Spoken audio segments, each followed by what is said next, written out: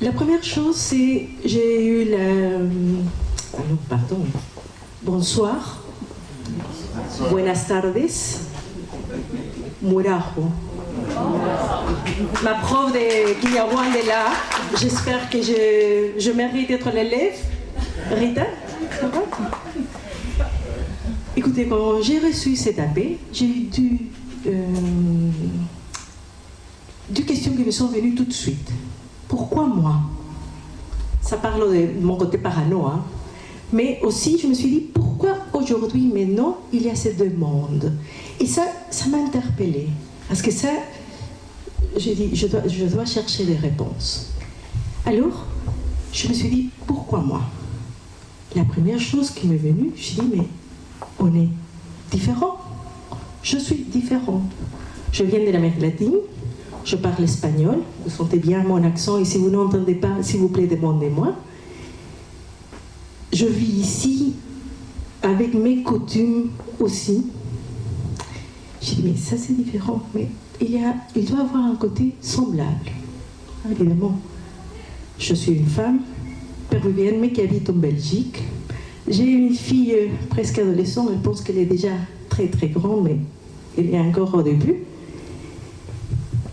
Et je viens d'un pays riche en culture, en terre, en histoire, mais qui a traversé aussi un moment de douleur très fort, que c'est le terrorisme. Je ne sais pas si vous avez entendu parler du Sentier lumineux pendant les années 80 jusqu'au début des années 90, et qui a vraiment blessé toute une partie de la population du Pérou. Et figurez-vous que quand j'ai commencé à travailler comme psychologue, à l'époque très jeune psychologue, mon travail était justement d'accueillir les gens qui venaient de la montagne et qui venaient à la capitale pour se sauver. Des gens qui parlaient le quechua, que c'est la langue de la montagne de chez moi. Et j'ai commencé à travailler avec elles. Et je dirais que grâce à elles, j'ai pu accompagner un bon nombre à traverser la souffrance de ce qu'ils avaient vécu, mais ça m'a permis aussi de parcourir les montagnes de chez moi, découvrir un pays, ce village, une partie d'un pays que je ne connaissais pas, mais que c'est grâce à elle que je le fais. Je suis venue en 95 ici en Belgique. Il y a un changement. Ça va. Et j'ai commencé à travailler dans un centre de santé mentale qui s'appelle Exil.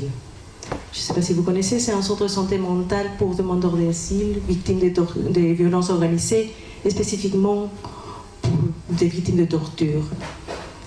C'était les années 96, hein. J'ai commencé à Exil en 96, presque 15 ans.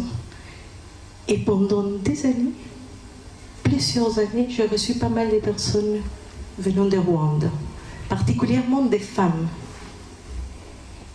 Et c'est grâce à elles que j'ai aussi accompagné l'élaboration de ce qu'elles vivaient, mais aussi j'ai découvert un pays qui pour moi, que c'est très très loin de ma ligne d'origine, un pays plein de collines, et qui me montrait sa façon de vivre.